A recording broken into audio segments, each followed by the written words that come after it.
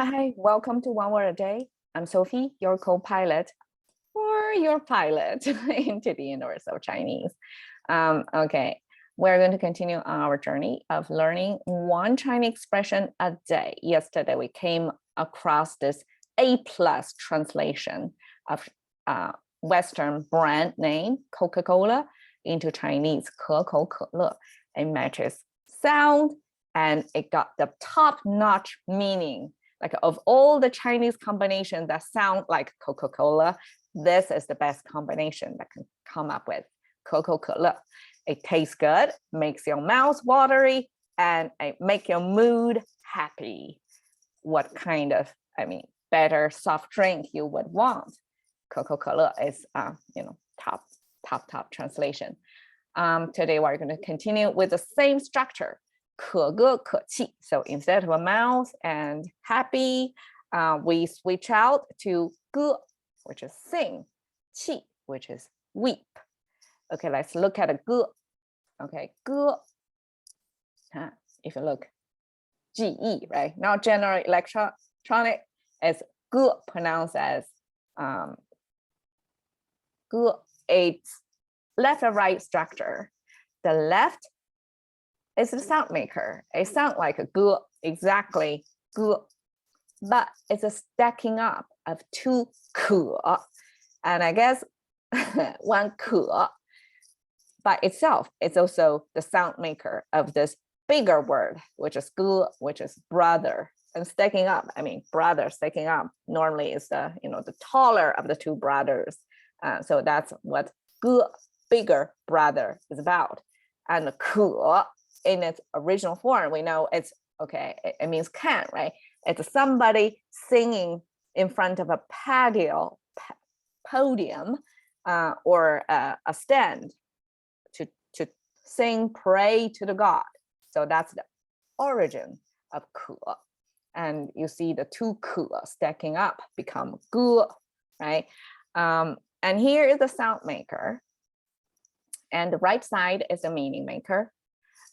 That's about a person. So this is human figure. Sometimes in Chinese it will be deformed or transformed or a different variation of form, kind of. In this case, it looks like that. And if you see that, it means it most likely depicting a female figure with the hips. So that's the hip portion. So anyways, it's a human figure, and then with 3 strokes like that. We've seen this repeating, like 3 of them in a row, repeating pattern before in other structures like footprints, right? It's a pattern, it's a rhythm, it's repeated. And here is somebody is breathing out, like giving the air out and make repeated sound. So that's the kind of sound making. It's repeated sound making from this person, and most likely a female person. So now piecing together, it starts to make sense, right? It's singing. So in the past, the entertainers a lot of times are female, right? Female voice singing, and with this repeated patterns. And this is a sound maker. And according to scholars, we have another character for singing. But if you have 歌 here, it means repeated, like rhythmic singing. So singing with a beat, to go with a beat, that kind of singing. I guess in other type of singing, it's more like a free form. It's a melodic. It could be out of free form. It doesn't have to go with a beat. But over here, this, since it got a pattern to it, it got the 2 symbols exactly stacking up each other, and it got this rhythm saying 3, right? So either it's 2 beat or 3 beat, it has to go with a beat. So it's a rhythmic singing. Okay, 气. Okay, we have left and right structure. And even if we can simply say the left side is the meaning maker related to water, this is a water sign, and this is 3 dot sign. It's a simplification of this 3 stream, pretty complicated looking water stream sign. And the right side is the sound maker. It sounds like a li. And now it's transformed, carried over the sound as qi.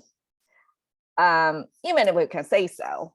But a lot of times, as I do more and more of these episodes, me, a language user of the Chinese language, kind of changed my lens. Like the language creators of Chinese language, when they pair characters or symbols, water symbol, with this standing up figure together, and it sounds like qi, it means weep.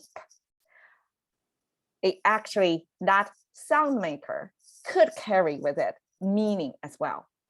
So why? Weep.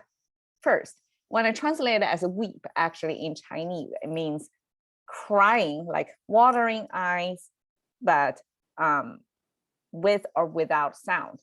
Most likely without sound. So silently crying.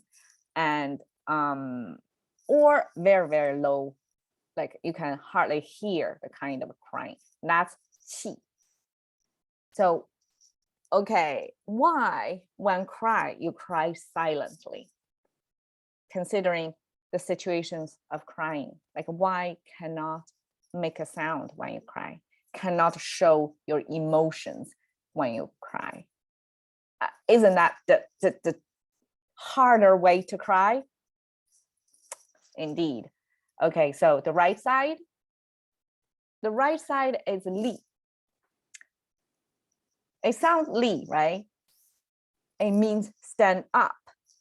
And when you see this human figure, got a head, got arms and legs standing on the ground, it's a stick figure in a Western concept. Or any culture, we look at it, okay, it's a person, nothing special about it. But in the whole context of Chinese language formation, a figure looking like that is not exactly a regular, just a person, because a person looking like this, it doesn't really have 4 limbs. It only have 2. This is a human figure, just person, symbol. Like a generic. You don't really show what kind of person that is. It's a generic person. And here is a female figure with a hip, right? And if you see all 4 limbs, like 2 legs and 2 arms there, like the human figure becomes more complicated. The emphasis, the focus is not on this, but 4 limbs. That means it's muscle power. This is somebody who is being used or valued as its muscle power. So it's a labor. It's not somebody who just need to stand and talk. So I can imagine now I have to fill out the blank why we have 2 types of human figures, this one and this 4 limbs version of human figure, because this is labor. And this could be coming from last time when we talk about the 可乐鸡翅, when we talk about 鸡, we kind of see the origin of that. It's ancient Chinese slavery, the slave terms, with hand on top and with a figure looking like this, 4 limbs, and in chains with like 2 circles above it. So that's the slavery concept back then. And this is muscle-powered human figure. It's a person, basically. It's a free person. It doesn't have slaves on it, but it's a person that's emphasizing its muscular value than just 2 legs standing person. I hope that makes sense. And this is the kind of person when he cries or she cries, most likely it's a he, right? Because it's muscle power. He cries, it's silent cry. So I guess that person probably is confined. It's like it cannot freely express their emotions. So that's the kind of cry. I don't want to attach it to slavery, but I want to see this word as a human figure standing, and most likely it's a man, right? It's using its muscle power, and I guess here Eastern and Western cultures are similar. Like a man, when they cry, it's weep. You cannot really wail, like make a big scene out of it. You cry silently, sorrow mostly internalized, and if you cannot hold your tears, just let it flow without making sound. And that's the kind of weep. Okay, spend a little time on weep. 可歌可泣. So it can make you sing, it can make you weep. So what does that mean? It means affective. In Chinese, English concept, I find affective probably is the most closest to this concept. It's like, it's heart-wrenching, it's emotional generating story. So mostly it's story, the narrative, right? The power of the story is to make you either want to sing or cry silently.